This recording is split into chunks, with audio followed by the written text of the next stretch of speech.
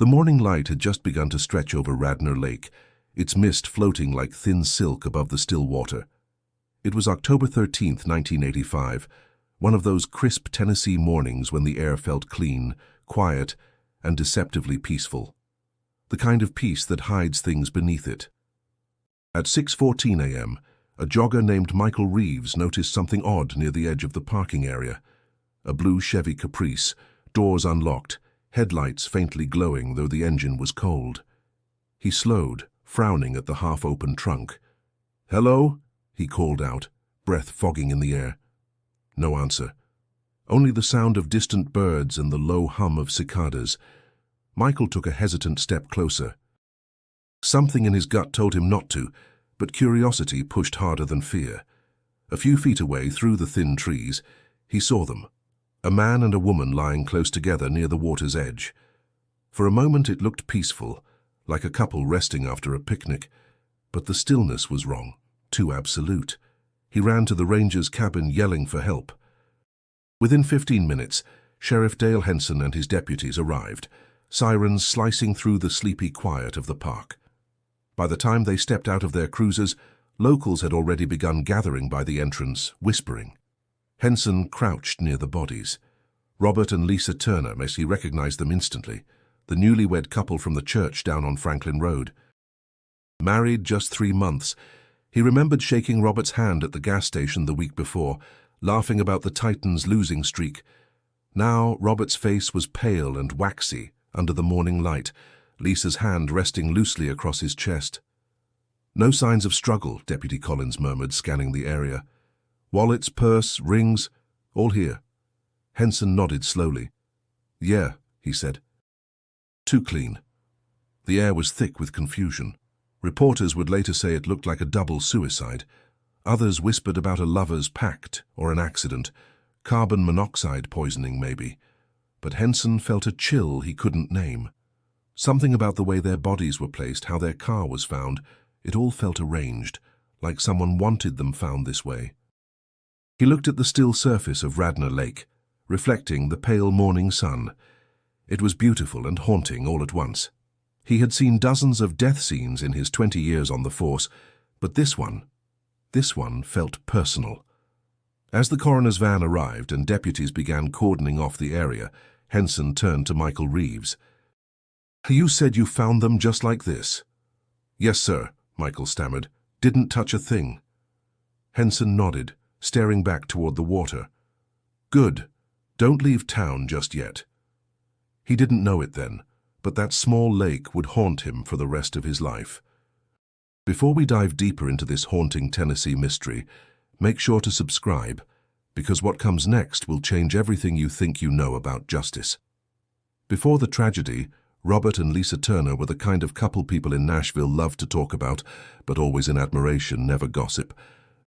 Robert, 29, worked as a financial advisor downtown, the kind who always wore pressed shirts and called everyone sir or ma'am.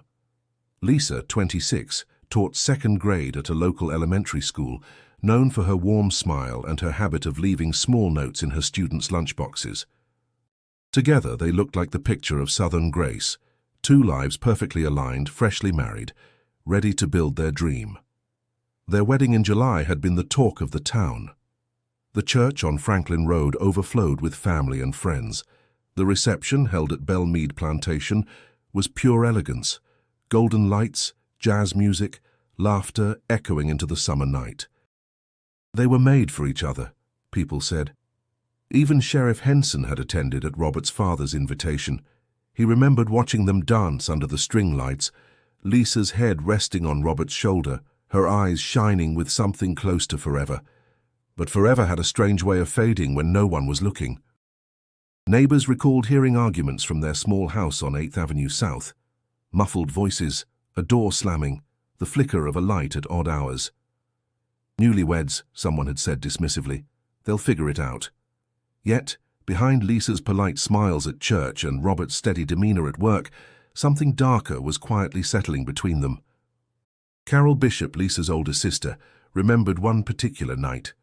"She called me 2 days before it happened," Carol told reporters later. Her voice was shaking. She said, "I think something's wrong with Robert. I asked what she meant, but the line went quiet. Then she just said, "Never mind, it's fine," and hung up. Carol never heard her sister's voice again. At the time, Robert had been under growing pressure at work. A risky investment deal had gone south, costing his firm thousands. Colleagues described him as distracted, sometimes irritable, not his usual calm self. He'd stare at the same spreadsheet for hours, one co-worker recalled. Like he was there, but not really. Lisa, meanwhile, had confided in a fellow teacher that she felt out of place in her new life. She missed her small apartment, her freedom, the feeling of being in control. Marriage, she admitted, was heavier than she expected. Still, when friends saw them together in public, they seemed perfect. At the grocery store, they laughed over cereal brands. At the diner near their house, they shared pie on Friday nights. They were always holding hands, the waitress said. You'd think they were still on their honeymoon. Appearances, though, have a way of lying. Somewhere between love and routine, silence had begun to grow, and no one around them noticed. That morning by the lake, when their names reached the news, people refused to believe it. Not the Turners, they said. They were perfect. But perfection can be the most dangerous illusion of all. The morning after the discovery, the Turner case took over every newspaper stand in Nashville. Newlyweds found dead at Radnor Lake blared across front pages. Cameras gathered outside the small police station on Broadway as reporters demanded answers Sheriff Dale Henson didn't have yet. Inside, the fluorescent lights buzzed faintly over stacks of notes and photographs, the beginnings of what would soon become the most puzzling case of his career. Detective Mark Collins leaned against the wall, sipping black coffee, eyes red from the sleepless night. "You ever seen a scene that clean, Dale?" he asked quietly. Henson shook his head. "And no broken glass, no forced entry, no bruises that make sense. It looks like someone laid them down there. Or like they wanted to be found that way." "Maybe," Henson said, "but my gut says otherwise." The forensics team had collected fibers from the back seat of the Caprice, a few cigarette butts near the trunk, and a single shoe print half faded in the mud. Back in 1985, that was all they could do. No DNA testing, no digital tracking, just photographs, notes, and instinct. They started with the basics: toxicology on both victims, fingerprints from the car, interviews with friends, family, neighbors. Every lead felt thin, like chasing smoke. By noon, word of the tragedy spread through town faster than any official report could. At Turner's insurance office downtown, co-workers gathered in the hallway whispering, "They say it was a suicide," someone muttered. "No way," another replied. "Robert wouldn't hurt Lisa." At the elementary school, Lisa's students brought flowers and drawings to her classroom door. Her principal, Mrs. Dorsey, called the station personally, voice trembling. Lisa was kind. She had no enemies. "Whoever did this, you have to find them." Back at the lake, Henson stood near the water, boots pressing into damp soil. The October air carried a faint sweetness from nearby pines, but all he could smell was the metallic trace of the morning before. Something about the placement of their bodies still bothered him. Lisa's head slightly tilted toward Robert, his hand just short of touching hers. Too precise. Too deliberate. Collins approached, holding a Polaroid. "You see this?" he said. The picture showed the couple's car interior. Passenger seat pushed all the way back, driver's seat adjusted far forward. "They didn't drive here together," Collins said. "Whoever was behind the wheel wasn't Robert." Henson stared at the photo, a knot forming in his chest. "Then someone drove them here, or one of them didn't come willingly." A deputy approached. "Sheriff, media's outside again. They want a statement." Henson sighed. "Tell them we're investigating all possibilities." When the deputy left, Collins muttered, "You really think this'll stay quiet?" Henson glanced at the dark water stretching before him. "In this town, secrets float for a while, but they always rise." And somewhere deep beneath the calm surface of Radnor Lake, the truth waited, still and patient, just like the morning it began. 2 weeks into the investigation, the shine of public sympathy began to dull. Whispers grew bolder, questions about who the Turners really were. Sheriff Henson sat at his cluttered desk, thumbing through financial reports that didn't make sense. Robert was living like a man with money, he muttered, but his accounts say otherwise. Detective Collins leaned over his shoulder. Credit cards maxed, car payments overdue, and get this, he took out a second life insurance policy last month. Henson frowned. On himself. On both of them, Collins replied. Joint policy, $500,000 payout. The number hung in the air like a ghost. In 1985, $500,000 was more than most folks in Nashville would see in a lifetime. Later that afternoon, they visited Carol Bishop, Lisa's sister. She opened the door of her modest house, her face pale from sleepless nights. "You found anything yet?" she asked, voice brittle. "Still working every lead," Henson said. "Did Lisa ever mention money problems?" Carol hesitated. "Not money exactly.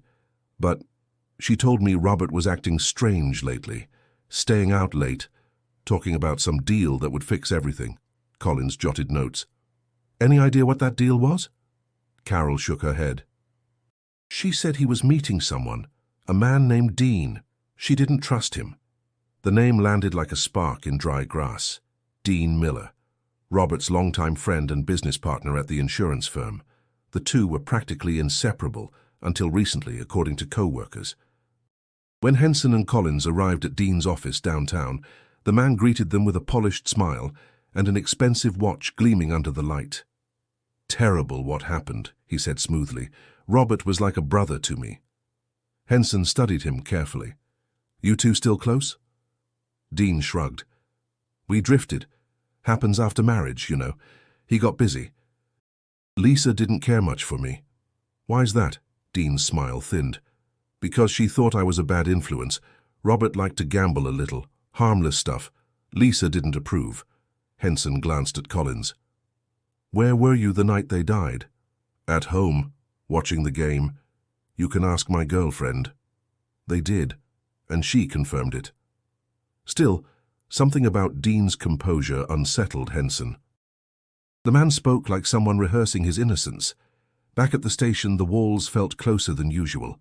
Collins paced, frustration creeping into his voice. "Every time we get a lead, it slips through. The man's clean. No priors, no debts, no motive we can prove." Henson rubbed his temples. "Everyone's clean until you look hard enough." As night fell over Nashville, rain began to patter against the window glass. The sheriff stared at the caseboard, photos of the Turners, the lake, the car, the half-smudged footprint. He traced the red string between names and dates, feeling something click, faint but undeniable. "They weren't alone that night," he whispered. Somewhere out there, someone still carried the truth and the weight of what they'd done. By November, the Turner case had stopped feeling like a tragedy and started feeling like a storm. Nashville was split down the middle, between those who wanted justice and those who just wanted to move on. Every diner, every church, every barbershop hummed with theories. Some swore Robert had snapped under debt. Others whispered Lisa was unfaithful. A few believed it was all covered up. Sheriff Henson could feel the pressure tightening around him like a noose. The mayor called twice a day, reminding him that the community needed closure. The county prosecutor hinted that an arrest, any arrest, would calm things down. But Henson wasn't built for politics. He'd rather leave a case cold than close it wrong. One evening, as the sun bled into the horizon, he stood outside the precinct smoking a cigarette, lost in thought. Collins joined him, holding 2 cups of coffee. "Town's eating itself alive," he said. "You seen the paper? They're calling it a cover-up." Henson exhaled a long plume of smoke. "They can call it whatever they want. I'm not charging a man without proof, even if it costs you your badge, especially then." Inside, the phone lines never stopped ringing. Some calls offered tips, half-truths and gossip mostly. Others were venomous. "You're protecting the rich," one woman yelled. "If it was my boy found dead, you'd have someone in cuffs by now." Meanwhile, the local newspaper fanned the flames. Every headline seemed designed to provoke "Lake murders, sheriff too slow," or "Was love their downfall?" The editor even ran an op-ed questioning Henson's competence, claiming he was too old-fashioned for modern justice. At the Bluebird Cafe downtown, where Lisa once sang on open mic nights, her friends gathered around tables, their voices low. She never would have gone to that lake willingly, one said, stirring her coffee. Lisa hated the woods, another nodded. Then why was her car there? In contrast, at the insurance firm, Robert's co-workers defended him fiercely. He wasn't perfect, but he wasn't violent, one insisted. People forget what pressure does to a man. The divide grew personal. Families argued at dinner tables. Pastors preached about sin and secrets. A tragedy that had once united the town in grief was now tearing it apart. That night, after another fruitless meeting with city officials, Henson sat alone in his office. The hum of the desk lamp filled the silence. He flipped through Lisa's autopsy report for the 100th time, stopping at one line he'd overlooked before. Faint traces of alcohol, no defensive wounds. He whispered to himself, then why was her lipstick smudged? A knock at the door broke his thoughts. Collins poked his head in. You should go home, Dale. It's late. Henson looked up, eyes shadowed. You ever feel like the truth's sitting right in front of you, but you can't see it? Every damn day, Collins said quietly. Outside, church bells echoed faintly across the city, a hollow reminder of faith in a place where belief had started to fracture. Winter crept into Nashville, cold and sharp, as if the whole city had grown tired of waiting for answers. The Turner case was still front-page news, but now the headlines carried a different tone, frustration instead of shock. No arrests, no justice. Sheriff Henson out of Leeds? Inside the station, the air smelled of old coffee and rain-soaked jackets. Detective Collins tossed another folder onto the table. Witness number 12, he said. Claims he saw a dark truck near the lake that night. Says the driver looked nervous. Henson rubbed his temples. And does this witness have a name? Joe Matthews, local mechanic. But here's the thing. 2 days ago, he swore he saw nothing. Now he's sure it was a truck. Same guy who called last month about UFOs over Radnor. Henson leaned back in his chair, exhaling slowly. We're running in circles. The pile of dead-end leads was growing by the hour. Each new clue felt promising until it didn't. Fingerprints from the car matched only the victims. The muddy shoe print was too smudged for comparison. Toxicology came back clean. No drugs, no alcohol strong enough to explain anything. And then, just when hope flickered again, a call came from the lab in Memphis. Fibers found on Lisa's blouse matched a common brand of carpet, sold in half the houses in Tennessee. Another disappointment. That evening, Henson and Collins drove out to the Turners' home one last time. The neighborhood was quiet, Christmas lights starting to blink in the cold air. Inside, the house smelled faintly of cinnamon candles and dust. Everything looked untouched, frozen in time. Feels wrong being here, Collins murmured. Henson nodded. Every murder does. He opened the kitchen drawer, staring at unopened mail, wedding photos still pinned to the fridge, Lisa's handwriting on a grocery list, milk, bread, apples. So ordinary it hurt. I don't get it, Collins said, voice low. If it was a robbery, why stage it like that? If it was a suicide, why drive out there? None of it adds up. That's the problem, Henson said. We keep looking for sense in something that might not have any. Before leaving, Henson stopped in the living room, eyes fixed on a framed picture. Robert and Lisa on their wedding day. They looked young, glowing, unaware that time would freeze them like this forever. Outside, as the wind picked up, Collins zipped his jacket and muttered, "So what now?" Henson hesitated. "We wait. Maybe someone talks. Maybe guilt starts to eat." But no one talked. Weeks passed, then months. By February, the official order came down from the county office. Insufficient evidence to proceed. The Turners' file was boxed, labeled, and shelved among 100 other unsolved cases. When the lights went out that night, Henson lingered at his desk, staring at the folder one last time. The case number, 85-1047, looked almost meaningless now. He whispered into the empty room, "I'm sorry, Lisa. I tried." The file clicked shut, and with it, the sound of truth being buried, at least for now. By the spring of 1986, the Turner case had faded from headlines and from most people's memories. What once shook Nashville now lingered only as a whisper, something folks mentioned in passing when the conversation turned quiet. The newspapers had moved on to fresher stories, scandals, elections, sports, anything that made people forget about the lake. For Sheriff Dale Henson, forgetting wasn't an option. Every morning, the same routine. Black coffee, cigarette, a glance at the corkboard that still held 2 photos. Robert and Lisa, smiling in better days. The rest of the board had been cleared. No leads, no suspects, just the empty silence of an unsolved case. Detective Mark Collins had transferred to Memphis, chasing better pay and a quieter conscience. Before leaving, he'd stopped by Henson's office one last time.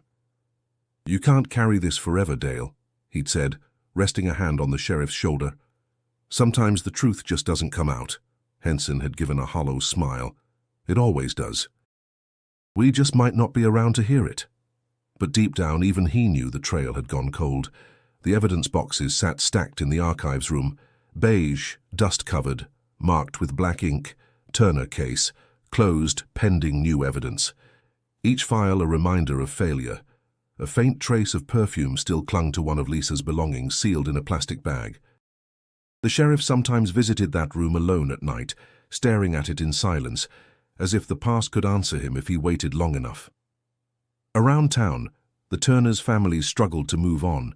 Lisa's sister Carol left Tennessee entirely, moving to Atlanta after selling the family home. "There's nothing left for me here," she told a friend before leaving. Robert's parents withdrew from public life, closing their store and refusing interviews. The lake, once filled with joggers and families, became eerily quiet. Locals said it didn't feel right anymore, like the water had soaked up too much sorrow. Some even claimed they could still see 2 shapes on the shore in early morning fog. In December of that year, Henson officially retired. At the ceremony, he wore his old badge polished clean, though his face showed the weight of decades. Reporters asked if he had any regrets. He looked at them for a long moment before saying softly, "One." That night, he drove out to Radnor Lake for the first time in months. The sky was clear, stars sharp above the water. He parked near the same spot where the Chevy Caprice had been found, the earth now overgrown. Leaning against the hood of his truck, he whispered into the cold air, "I didn't forget you." Somewhere out there, maybe the person responsible was still alive, living quietly, believing the past was buried. Maybe they were sleeping peacefully while the sheriff stood under the stars, haunted by ghosts they had left behind.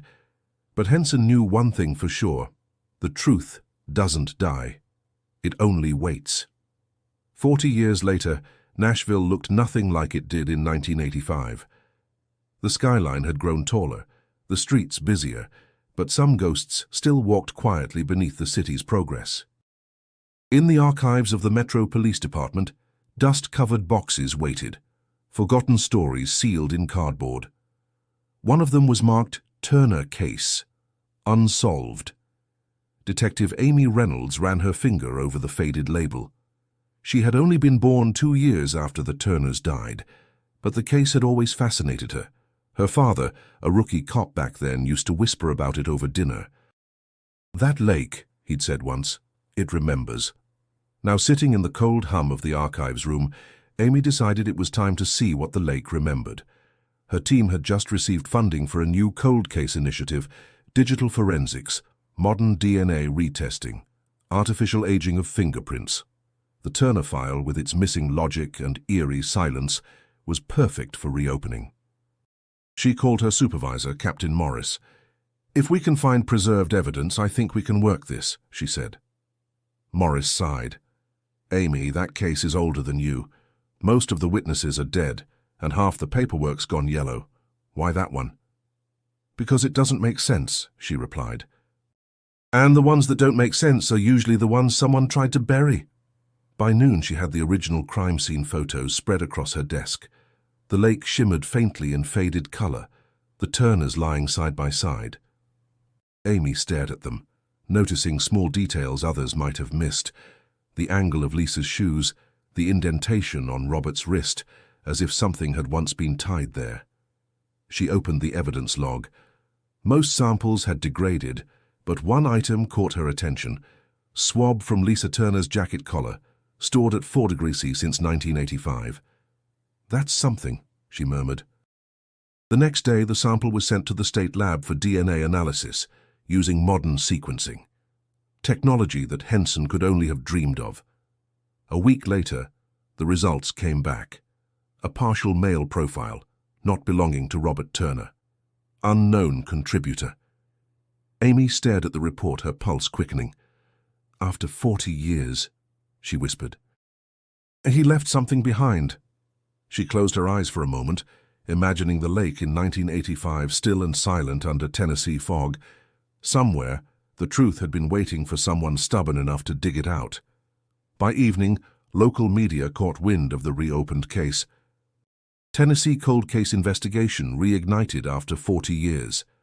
Old residents called the station, some with genuine memories, others chasing attention. That night, Amy sat alone at her desk, scrolling through digital archives, piecing together timelines long forgotten, names, dates, addresses, all scattered like broken glass. Then she paused. On a scanned newspaper clipping from November 1985, one sentence stood out. Witness reported a man near the lake driving a dark pickup, never identified.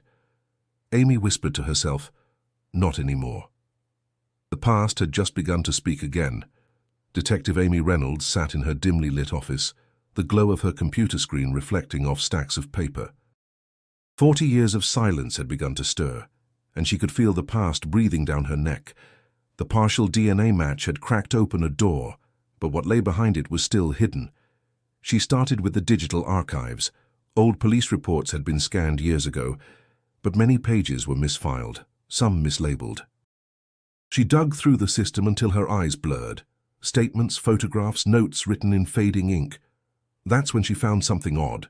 An unsigned addendum dated 3 days after the Turners' deaths.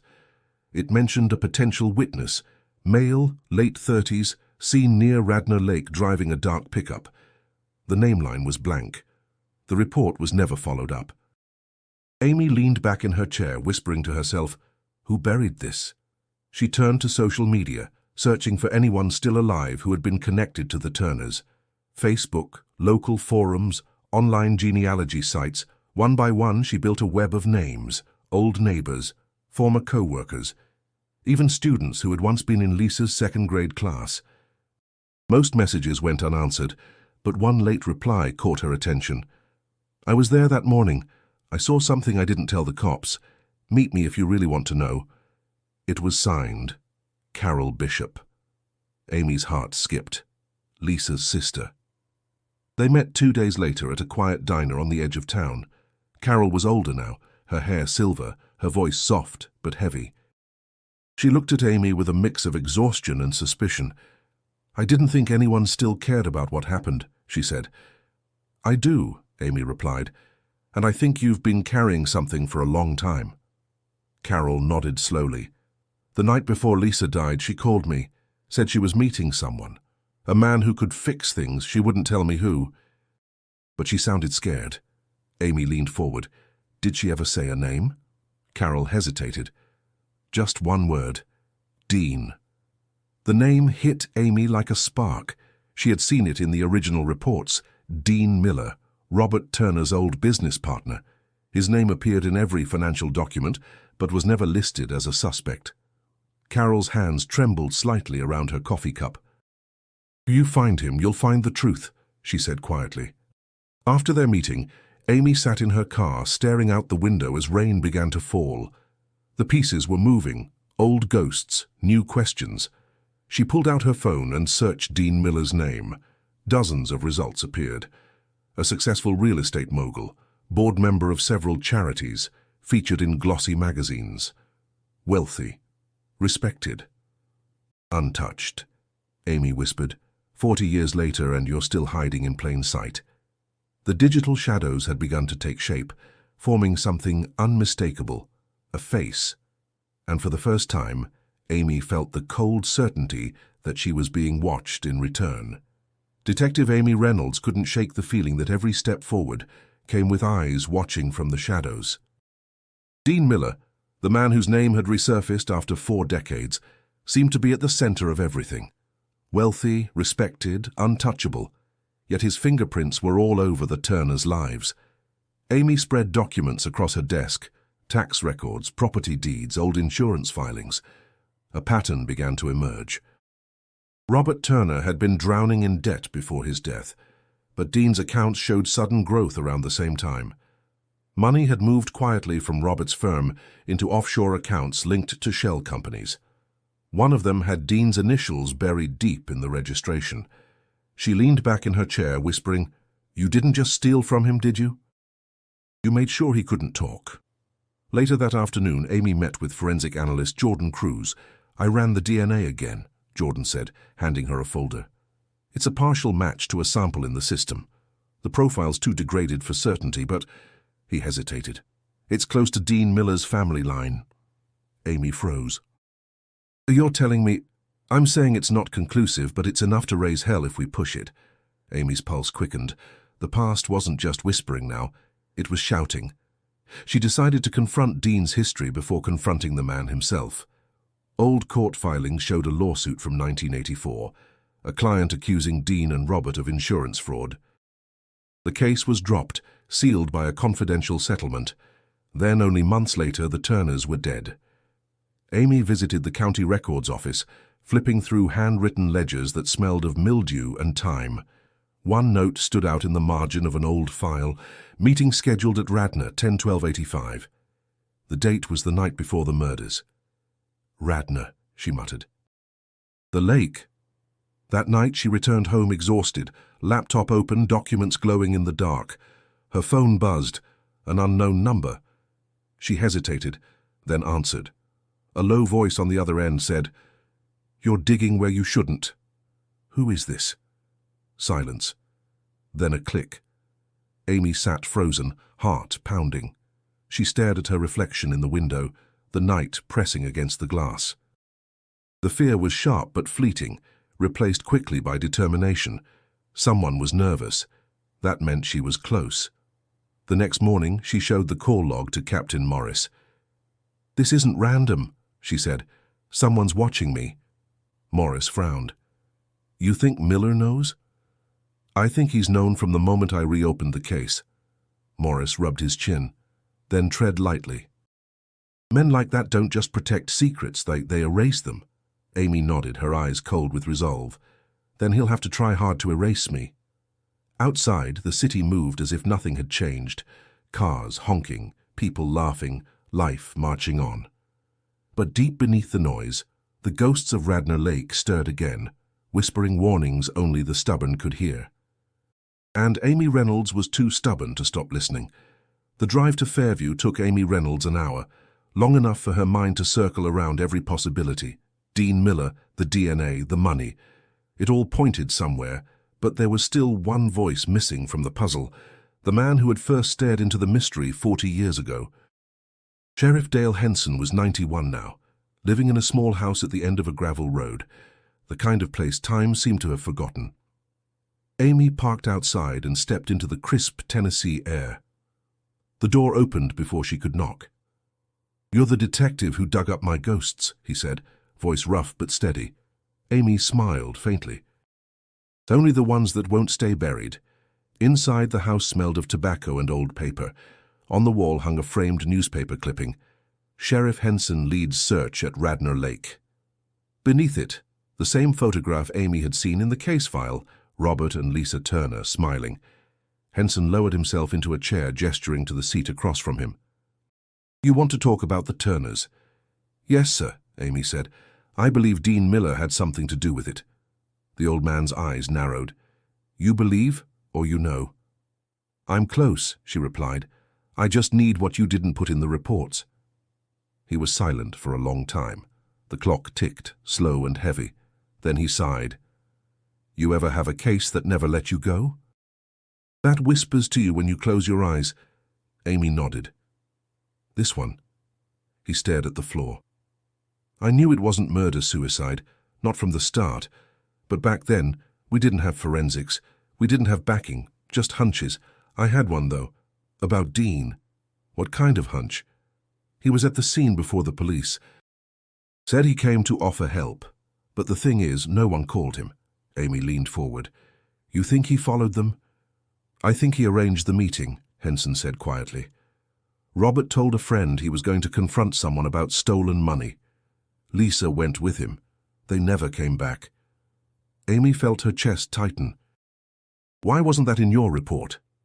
I was told to drop it, Henson said, bitterness seeping through his tone. Pressure from above.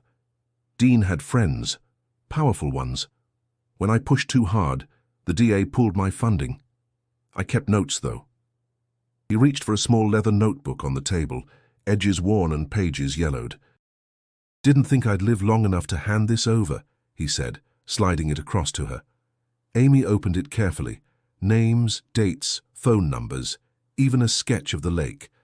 At the top of one page, underlined twice, was a note. Dean, pickup truck, October 12th. Her pulse quickened. This could be what I need. Henson gave a faint, tired smile. Be careful, detective. Men like him don't get old by being honest. Amy met his gaze. Neither do the ones who chase them. Amy Reynolds drove back toward Nashville with Sheriff Henson's notebook on the passenger seat, her hands gripping the wheel tighter than she realized. The wind hissed through the open window, carrying with it the heavy weight of history. The notebook was a map of the truth, and at the center of it was one name, Dean Miller. At the precinct, Amy spread the pages across her desk, every line connecting the past to the present. Dean's truck, the missing meeting at Radnor Lake, unrecorded phone calls. He had been there, not just in proximity but in purpose. She needed to hear it from him. Dean Miller lived in a sleek glass house on the outskirts of town, the kind built to impress rather than comfort. When Amy rang the intercom, his voice came through calm and smooth. Detective Reynolds, I was wondering when you'd show up. Then you know why I'm here, she said. Of course, but let's not do this over a speaker. Come in. Inside, everything gleamed, polished wood, expensive art, silence thick enough to swallow sound. Dean looked older than his photographs, but his confidence hadn't aged a day. Amy laid a photo on the table, the Turners at their wedding. You remember them? Dean's eyes flickered briefly. I remember a lot of people, Detective. That doesn't mean I killed them. I didn't say you did. But I think you know who did. He smiled faintly, the kind of smile built on arrogance. You sound like Henson. He came to me once, years ago, waving his little notebook. You know what I told him? Sometimes people destroy themselves. It's human nature. Amy studied him carefully. You were at Radnor Lake that night. Was I? Your truck was. And your DNA was found on Lisa's jacket. That made him pause, just for a moment, and a crack in his perfect composure. You can't prove that, he said quietly. Maybe not yet, Amy replied, but science has a way of catching up. Dean leaned forward, his tone colder now. Be careful what you're digging into. People forget, Detective, that the dead don't talk, but the living can make sure you don't either. Amy met his gaze, unflinching. I'm not afraid of you. Fear isn't the problem, he said, standing. Time is. You think you're chasing justice, but all you're doing is waking ghosts. She gathered her files, heart hammering. Then maybe it's time they spoke. When she left the house, her phone buzzed. A new voicemail from an unknown number. A man's voice whispered, You shouldn't have gone there. Amy looked up at the dark sky, a storm rolling in over the city. The notebook lay open on the passenger seat beside her, Henson's handwriting blurring in the dim light. She could feel the truth pressing closer now, breathing down her neck. Dean Miller wasn't just a suspect anymore. He was a confession waiting to happen. The news broke before dawn. Prominent Nashville businessman arrested in 1985 double homicide. The headline spread like wildfire on televisions, radios, and phones across Tennessee. For the first time in 40 years, the Turner case had a name attached to it, Dean Miller. Amy Reynolds had barely slept the night before. The warrant had gone through just after midnight, and by sunrise, she was standing in front of Miller's mansion as officers surrounded the property. When he stepped outside wearing a dark suit and that same smug composure, he looked less like a suspect and more like a man heading into a board meeting. You're making a mistake, he said, as Amy read him his rights. "I don't think so," she replied. Inside the station, flashes popped through the glass as reporters crowded the entrance. "Detective Reynolds. Is it true he confessed? Was it for the insurance money? How does it feel to solve Nashville's most infamous case?" Amy ignored them all. She wasn't interested in glory, just truth. In the interrogation room, Miller sat across from her, wrists cuffed but posture perfect. "You've got nothing solid," he said evenly. "DNA from a jacket that sat in a freezer for 40 years? A dead sheriff's notebook? Circumstantial nonsense." Amy opened a folder. "You're right, but you know what's not circumstantial? The bank transfers we traced this week. Robert Turner's accounts show missing funds that ended up in offshore holdings, the same shell companies tied to you. And the night before the murders, you withdrew $10,000 in cash. That same night, Lisa called her sister. She said she was meeting you." Miller's jaw tightened. "You think money explains everything?" "I think it explains murder," Amy said quietly. He laughed, but it was thin, brittle. "Do you really think anyone's going to believe you? I built this city's skyline, detective. I sit on charity boards with the same people who sign your paychecks. Then I guess they'll be watching when the cuffs go on," she said. For a moment, silence filled the room, heavy and electric. Then, almost imperceptibly, Miller's expression shifted. "You have no idea what kind of storm you've started. I'm counting on it." Outside, news crews filmed as he was led to the waiting cruiser. Cameras flashed. People shouted. Some applauded. Others stood frozen, unable to believe that the man who'd funded scholarships and built half of downtown Nashville might also have destroyed 2 lives on a lakeshore decades ago. Amy stood on the steps, her coat pulled tight against the chill. Captain Morris joined her, shaking his head. "You just woke a sleeping city," he said. "Good," she replied. It needed to wake up. Across town, Carol Bishop watched the footage from her small living room, tears streaming down her face. "Finally," she whispered. But Amy knew better than to celebrate. Arrests were only the beginning, and men like Dean Miller didn't fall without taking others down with them. Nashville buzzed like a live wire. News anchors debated motives, talk shows speculated on guilt, and strangers argued in diners over coffee. Dean Miller's arrest had cracked the city's polished surface wide open, exposing a truth most people never wanted to face, that the powerful could hide anything, even murder, if time stayed silent long enough. Detective Amy Reynolds sat in her office surrounded by files, transcripts, and a growing pile of court documents. Every reporter in the state wanted an interview, but she refused them all. Her job wasn't done. The arrest was one thing, conviction was another. Captain Morris stepped in quietly, holding a folder. "You've stirred up a hornet's nest, Amy. His lawyers are tearing through everything we've got." "I expected that," she said without looking up. "Let them dig. They'll find what he buried." Morris sighed.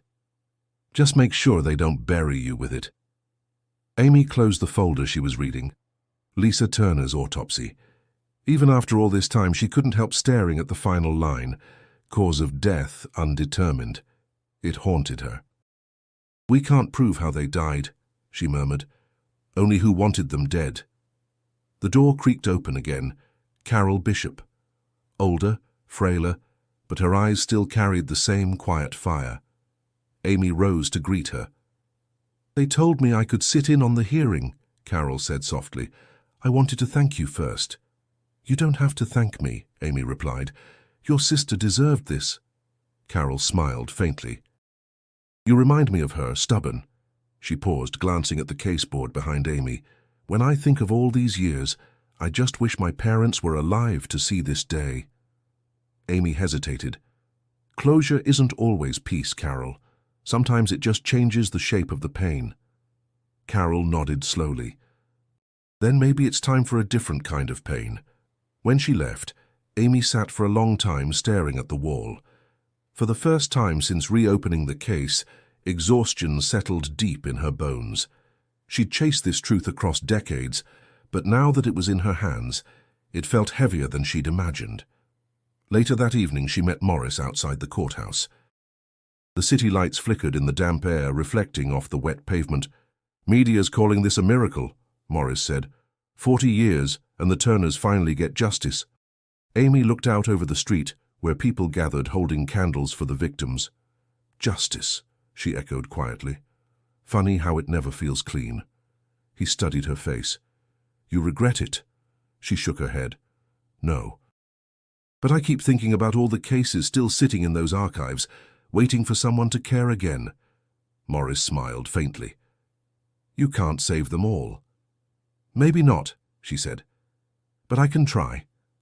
A single car passed by, its headlights cutting through the drizzle. Amy turned toward the courthouse steps, her reflection glimmering in a puddle. The truth had finally surfaced, and it had teeth. The morning light crept slowly over Radnor Lake, soft and golden, touching the rippling surface that had once swallowed 2 lives and kept their secret for 40 years. Detective Amy Reynolds stood at the water's edge, coat pulled close against the chill.